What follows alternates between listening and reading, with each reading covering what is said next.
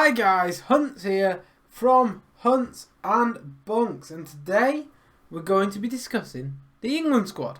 Obviously that was announced earlier in the day and this is my reaction to it. I was at work so I couldn't get it immediately to you, but I want to go over firstly the squad, some talking points, players that have been omitted from the squad, because personally I believe that it is a poor selection, and the players that shouldn't be there, like Harry Maguire. There's players that should be there, like Tomori. There's also Conor Gallagher, who somehow is in the squad. He doesn't have enough quality for England right now, or the form, so that was a bit shocking. It just seems like he's there because he's a typical Gareth Southgate type of player that's a workhorse, when realistically players like Eberechi Eze, who actually have end product, should be there ahead of him.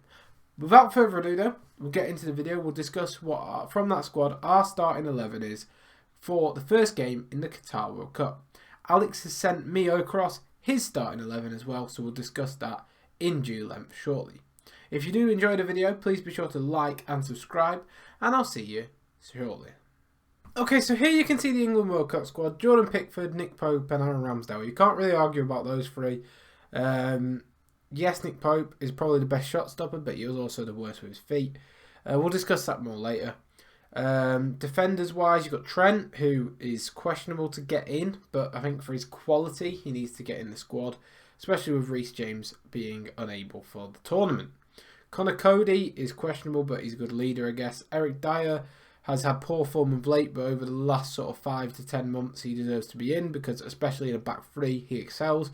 Harry Maguire shouldn't be in the squad at all, hasn't played any bloody minutes, and he is in horrendous form, not match sharp, and he made errors against Germany in his last game for England. He should not be in the squad. That's favouritism completely. I think Tomori deserves to have that spot. In terms of Luke Shaw, he hasn't played much either for United. Personally, I'd have Dan Burn in there.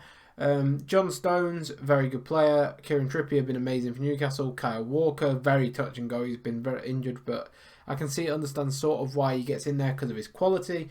And Ben White has been one of Arsenal's best defenders, albeit he's played at right back this season. In midfield, you've got Jude Bellingham, obviously deserves to go. Conor Gallagher does not deserve to go. That should be Eberechi Eze's spot, in my opinion. Jordan Henderson has played, but not played very well for Liverpool, so he's touch and go as to whether he deserves to be there. But he's a good leader, so you can see the benefits of taking him. Mason Mount has been pretty poor this season. I'd have him in, but it would be debatable. In terms of Calvin Phillips, he's been injured all season. Does he deserve to go, really? There's so many questionable players. Declan Rice deserves to go, fair enough. Then you've got Maddison taking up a forward role where you could maybe have Sancho and then sort of take out Phillips or take out Henderson or take out Gallagher. I'd take Maddison definitely, but I'd have him as a midfielder, not a forward. Then you've got Phil Foden, deserves to go. Jack Grealish hasn't been great. Harry Kane deserves to go. Marcus Rashford has had sparks this season, but he hasn't been consistent. Bukayo Saka, I think, obviously deserves to go. Raheem Sterling doesn't really deserve to go, but because of his quality, I'd take him. And Callum Wilson, for me, in my opinion, personally, I'd have had Ivan Toney, albeit he has got this betting thing going over his head at the moment. Tammy Abraham is also an option. In the last 12 months, he scored 31 goals, which is the second most out of any England player to Harry Kane. But however, he has been poor this season, so you can semi-understand why he hasn't made it. But the main talking points is obviously Tomori. For me, it's also Eberechi Eze not making the squad, because loads of people are saying certain players deserve to go, or like for example Reece James could have made it, but for me Eberechi Eze has been really hard done by in this instance. So is Ivan Toney. But yeah, with that squad, what do you rate out of 10? I'd give it a 6, because I think especially Harry Maguire, that there's no room for bias on the international stage. And unfortunately, Gareth Southgate has shown that time and time again. So for me, not the greatest squad. We'll probably get to the quarters, then get knocked out. But for the opening day, what is your 11? Let me know in the comments below.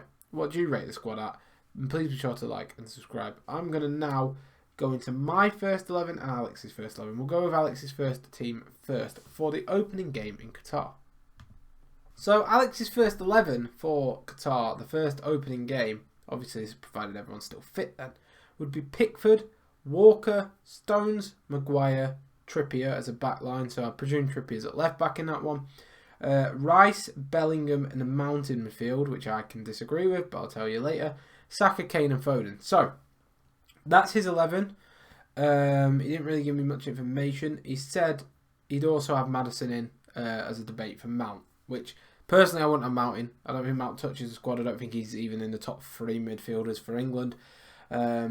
He doesn't have the numbers. He's just a high presser, high volume presser, high defensive numbers attacking midfielder. He's not overly creative in the numbers. He's not a great goal scorer. He's good at set pieces, granted. But you've got players like Trippier in this team that can take a set piece. So what's the point in having Mount in? He offers not a lot for England, in my opinion, so I wouldn't have him in there. Maguire, I don't know how Maguire makes the 11 for him. Alex's argument was that they needed a bulkier, more strong sort of centre-back to pair with Stones. Can understand that for set pieces, but Maguire shouldn't even be touching the squad, let alone the first team. Pickford, much of a muchness. Same with Foden and Sterling, much of a muchness. Other than that, I do sort of agree with that squad. For my squad, though, I can debate this in detail. I'd go with Ramsdale in goal. I think he's better with his feet than Pickford.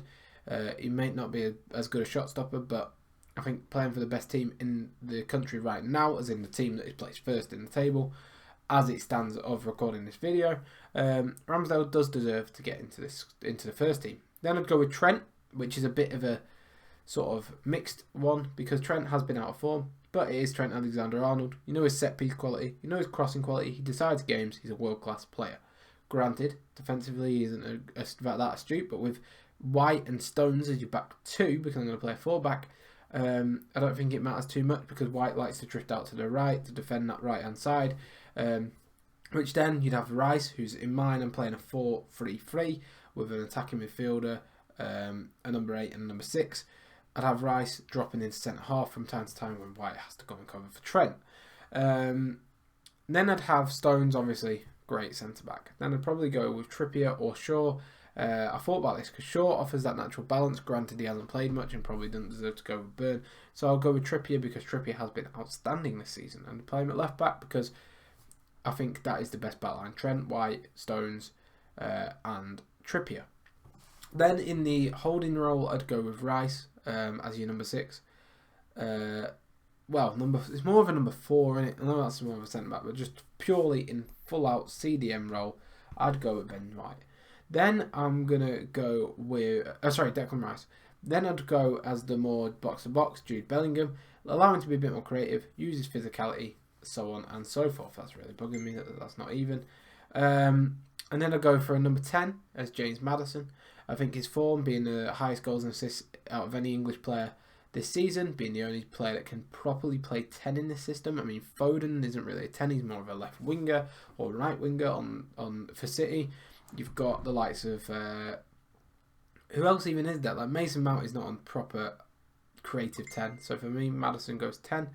And then Saka would be on the right wing, because he's been amazing for Arsenal throughout the whole season. Sterling, I put on the left. It's much of a muchness between him and Foden. Sterling's proving it on the international stage. Hasn't been great this season. Foden, quality, but is less proven at international level. So it's whichever one you want to go with there. And up front, I'd go with Harry Kane.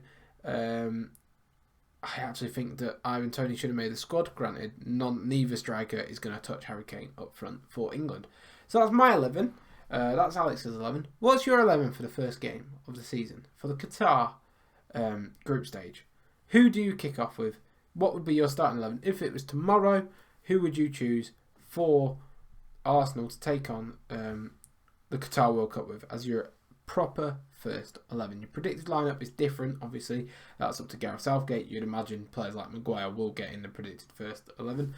Wrongfully so. But yeah, that's my thoughts on the actual international situation. Gareth Southgate's squad, which was announced today. I hope you have enjoyed today's video. If you have, please be sure to like and subscribe. See you next time. Goodbye.